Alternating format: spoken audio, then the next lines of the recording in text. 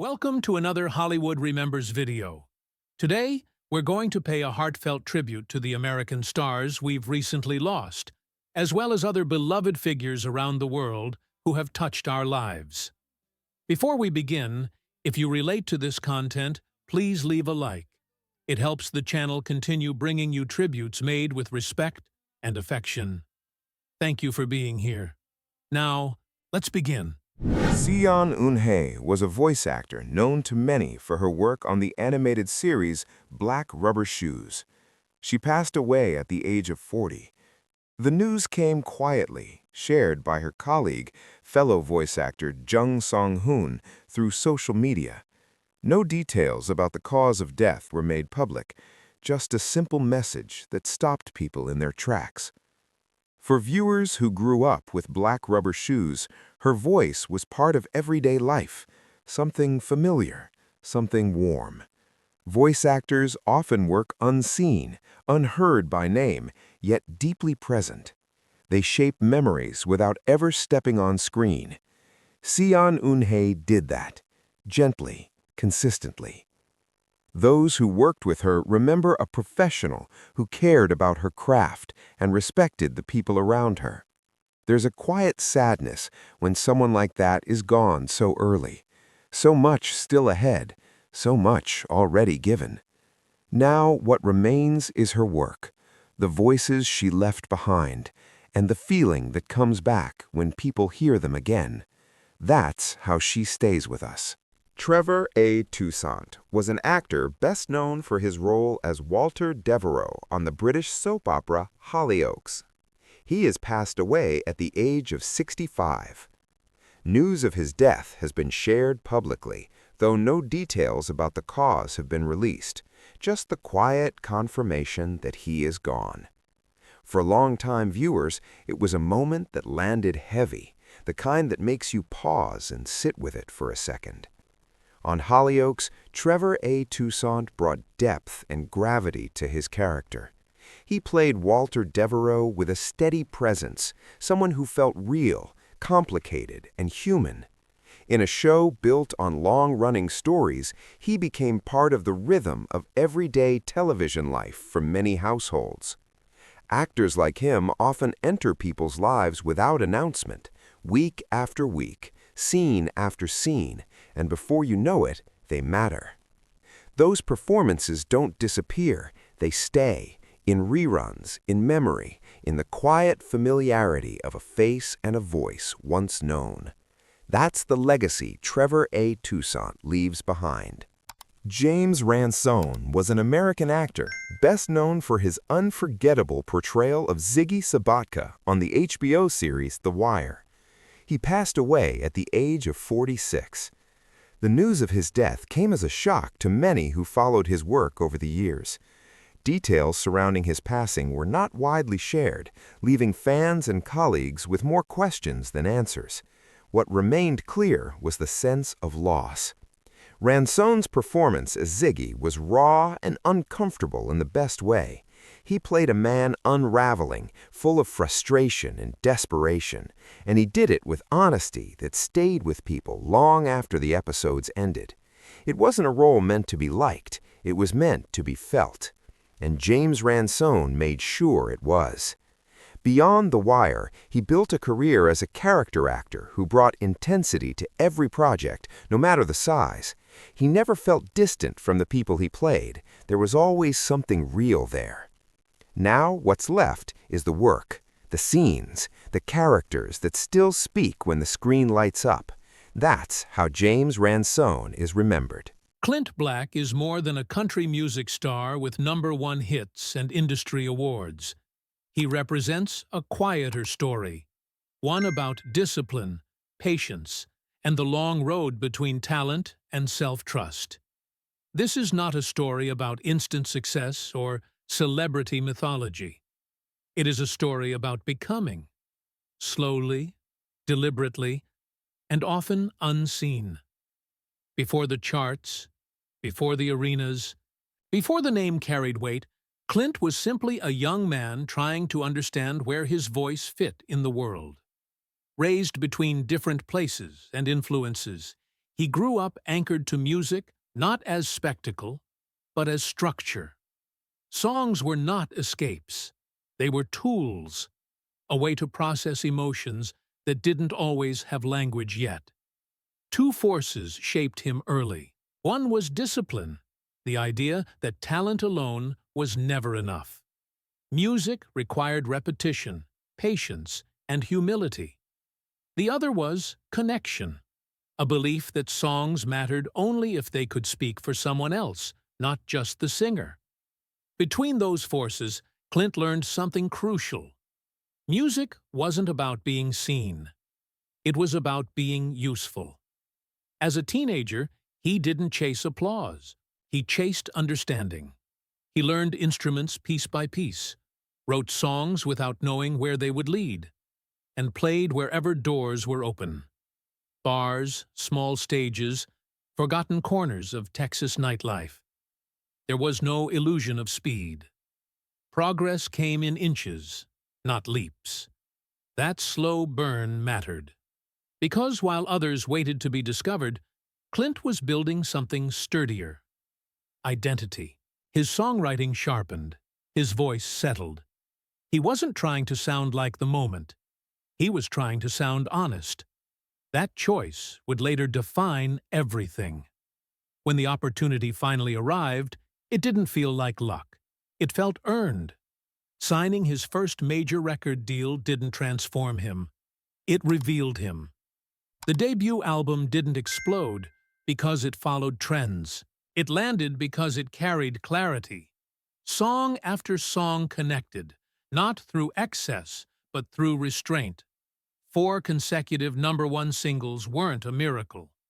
They were the visible outcome of years that no one had watched. And yet, even at the peak of that sudden ascent, the story was not complete. Because rapid success doesn't automatically bring inner balance. Fame can magnify what's unresolved just as easily as it rewards effort. The structure around the music was growing faster than the internal architecture holding it up. The foundation was strong, but it would be tested. This first rise marked the moment Clint Black entered public awareness. But the deeper journey, the one about longevity, pressure, and redefining purpose, was only beginning. Success arrived quickly, almost deceptively so. After the debut, Clint Black found himself moving at a pace few artists are prepared for. The industry expected momentum, the audience expected consistency, and the charts demanded repetition of what already worked. From the outside, it looked like control. Inside, it felt more like maintenance, keeping something alive while it kept growing heavier. The early 1990s rewarded him generously. Albums followed, singles landed, tours expanded. His name became reliable currency in country music, a mark of quality, craftsmanship, and restraint. He wasn't loud. He wasn't reckless. He was dependable. And dependability, while admirable, comes with its own quiet pressure. Because when success is built on discipline rather than chaos, the margin for error feels smaller. Clint wasn't fighting scandal or instability. He was fighting something more subtle: expectation without pause. Each new project had to honor what came before it, without sounding trapped by it. Each song had to feel familiar, yet not stale. That balancing act required vigilance. And over time, vigilance turns inward. What began as confidence slowly hardened into responsibility. His songwriting, once an open field of exploration, became a space of self-monitoring. Not censoring in fear, but in awareness. He knew the weight his voice carried now. And with that knowledge came hesitation. Creativity didn't vanish. It narrowed. And still, the results kept arriving. Awards accumulated. His reputation as a songwriter strengthened. He proved, repeatedly, that he wasn't a one-album phenomenon. Longevity followed him early, a rare achievement. But longevity has a shadow side. It asks an unspoken question. How long can you stay aligned with what first made you honest? As the decade progressed, Clint began stepping beyond the boundaries that had first defined him, not in rebellion, but in curiosity. Acting roles appeared. Producing interests expanded. He wasn't running from music.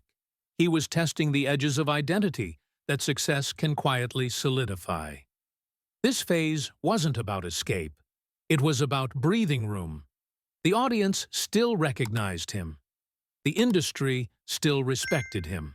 But internally, the relationship to achievement was shifting. The question was no longer, can I succeed? It was, what does success cost if I never change the terms? That question rarely announces itself loudly. It arrives in moments of exhaustion, in the repetition of triumph without novelty, in the realization that external validation no longer refuels the internal drive the way it once did. For someone like Clint, disciplined, controlled, and deeply intentional, this realization didn't cause collapse. It caused recalibration. He didn't disappear. He adjusted distance. Touring slowed. Release schedules became selective. His presence shifted from constant output to considered engagement. To some, it looked like retreat. In reality, it was preservation, of voice, of relevance, of self. This stage of his career was not defined by decline or resurgence. It was defined by continuity with boundaries. A refusal to burn what had been built, and an equally strong refusal to let it consume everything else. The public still saw a steady figure, composed, skilled, enduring. But beneath that steadiness, something important was happening. Clint Black was learning that mastery is not just about maintaining excellence, it is about knowing when restraint is the most powerful form of control. And that understanding would quietly prepare him for the most consequential shift of all, redefining legacy beyond output. There comes a point in every long career when success stops answering the questions it once solved. For Clint Black, that moment did not arrive as a crisis. There was no public breakdown, no dramatic pause that demanded attention. Instead, it emerged quietly, in reflection, in distance, and in the growing awareness that achievement and fulfillment were no longer the same thing. By this stage, he had already proven everything the industry usually demands. He was respected as a songwriter, trusted as a performer, and secure in his place within country music's modern history. The external markers were settled. What remained unsettled was internal. The conflict was subtle but persistent. How to continue without becoming a version of himself built entirely for others. For years, his discipline had been a strength. It allowed him to avoid excess, navigate fame responsibly, and sustain relevance without scandal. But discipline can quietly evolve into constraint. When perfection becomes the goal, exploration becomes risk. And when risk feels unnecessary, growth can quietly slow. This was not about dissatisfaction with music. It was about identity narrowing under repetition. Clint began to recognize that the traits audiences admired, consistency, restraint, reliability, were also shaping the limits of how he allowed himself to change. The public image was solid, perhaps too solid. And inside that stability, curiosity had less room to breathe. Rather than pushing harder, he chose to look inward. That inward turn wasn't performative. It didn't result in abrupt reinvention or public declarations. Instead, it showed up in intentional pauses, selective projects, and a shift in motivation.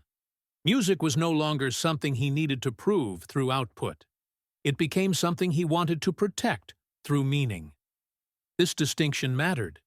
He began measuring value differently, not by chart position, but by resonance, not by volume, but by alignment. The question guiding him became simpler, yet more demanding. Does this still sound like me? Today? That question reshapes everything. It changes how songs are written. It alters how success is perceived. It reframes legacy from accumulation to coherence. And most importantly, it requires letting go of the idea that relevance must always look the same. For an artist whose career began with rapid ascent, this stage represented a deliberate deceleration, not because momentum was gone, but because momentum without intention no longer felt honest. In many ways, this was Clint Black's most invisible chapter. There were no headlines attached to restraint, no awards for choosing less. But internally, it was foundational.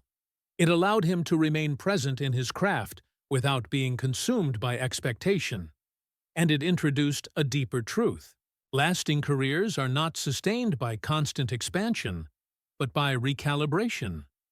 By stepping back from the noise, he preserved something many lose: the ability to listen to one's own voice before presenting it to others. In doing so, he resisted becoming a legacy act frozen in time. He remained a participant in his own evolution. The public saw continuity. The artist experienced transition. This was not a retreat from music. It was a redefinition of relationship with it. And that redefinition quietly prepared the final transformation, one where legacy would no longer be tied to output, but to wholeness. Clint Black's legacy isn't defined by how many hits he made, but by how he chose to endure. From discipline to success, from restraint to self-awareness, his journey shows that true artistry isn't about staying visible. It's about staying aligned. In the end, the greatest achievement wasn't fame. It was remaining whole while time moved on.